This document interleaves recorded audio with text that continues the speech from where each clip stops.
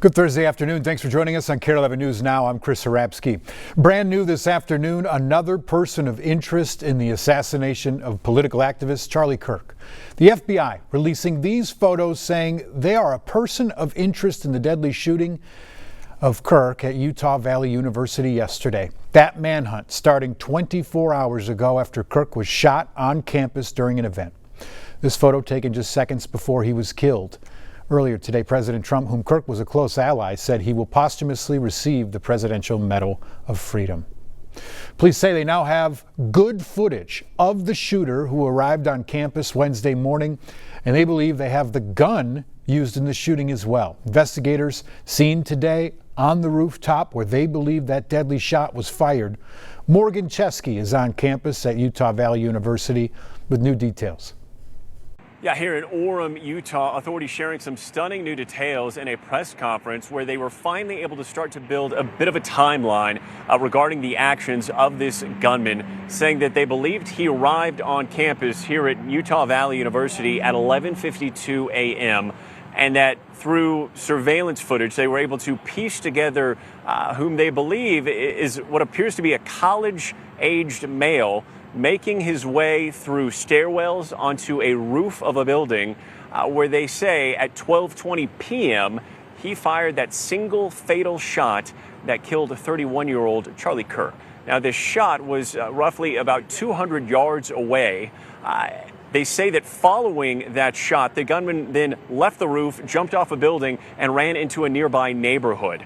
Now, because of nonstop investigative work, they were able to recover a high-powered bolt-action rifle in a nearby wooded area adjacent to that neighborhood. They believe that is the weapon the gunman used. They cleared that area, and they made it very clear that they don't believe this community at large is at risk because they believe this was a targeted attack at this Turning Point USA event on campus. And students here tell me that this was an event that they had known about for some time, with posters being posted and everyone well aware that Charlie Kirk was going to begin his nationwide tour right here in Orem, Utah.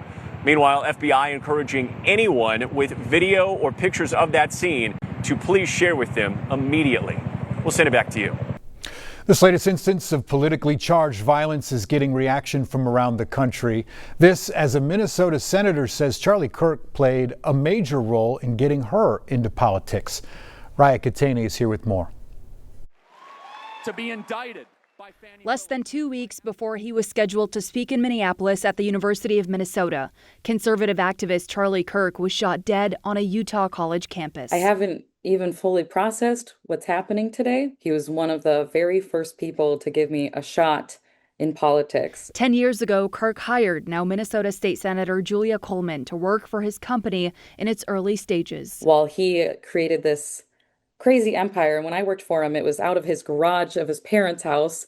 All he really wanted to do was be a dad. And it's terrible that those who want to say what they believe are increasingly growing in fear, especially after everything we've seen here personally in Minnesota. What this has brought back to me is 1968, because I was a young adult in 1968 when there were a series of assassinations. And we've, of course, had an assassination in Minnesota. And so it gave me a sense of dread about whether we are entering another season where people use violence as a political tool. Bill Doherty co-founded the nonpartisan group Braver Angels with the goal of fostering civil discourse after the 2016 presidential election. But the former University of Minnesota professor says that political divide is now even greater than it was, with many seeing the other side as an enemy. With enemies, we go to war and we kill them.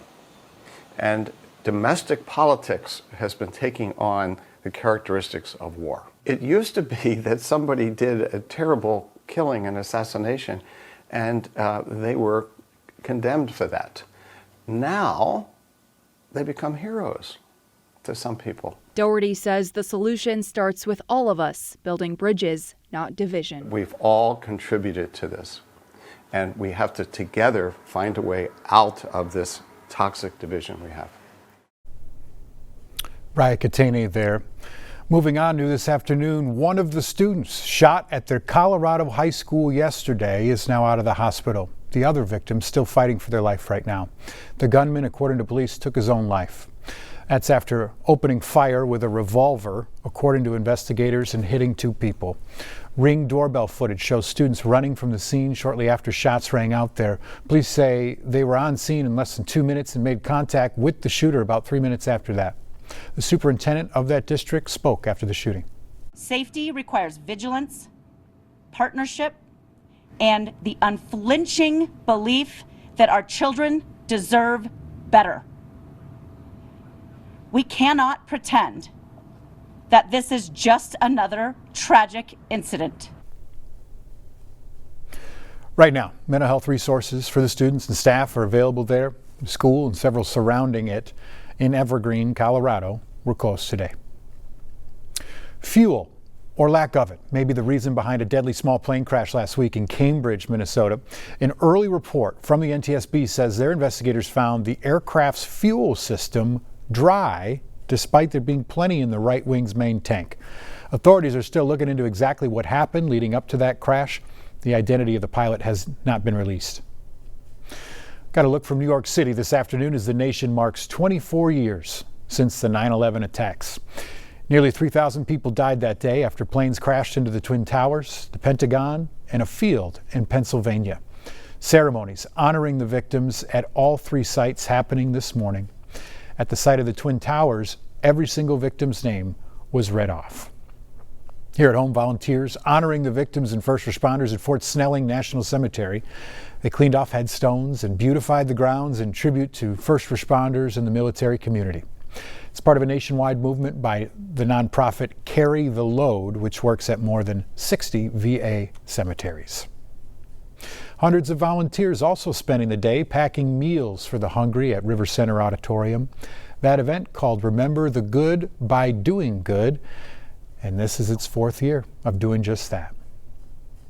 In just over a year, Minnesotans are going to elect the next state's governor. But right now, Governor Walz is giving strong hints about his plans to run for a 3rd term.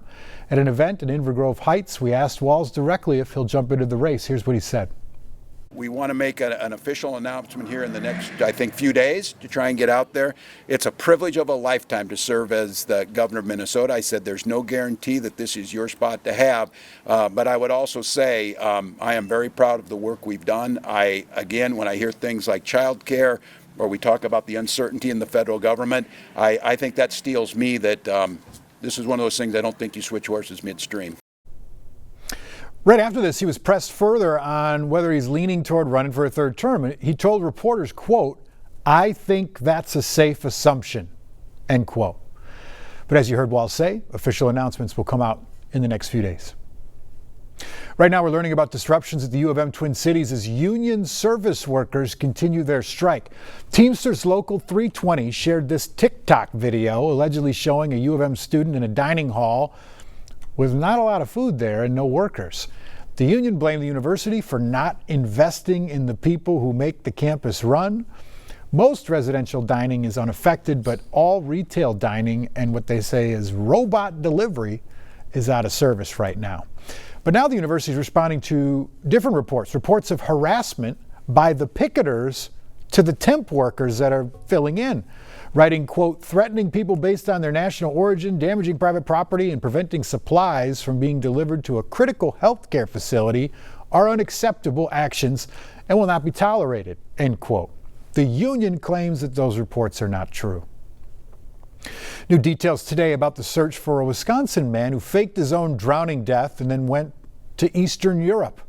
Newly released texts show Ryan Borgwart told his wife that he was going to Green Lake to watch the Northern Lights. By morning, she was worried he wasn't home. In a newly released interrogation video, Borgwart says he second-guessed his plan several times. And then at some point I decided to do it. So tossed the phone further to the north from where he was. Inflated the boat. Everybody's a little bit perplexed as to why you took this path. Guess it. In the end, it came down to the feeling of failure in about every aspect of your life. Right now, Ryan Borgwart is serving an 89-day sentence. Stick with us. We got more news, more weather coming up after the break.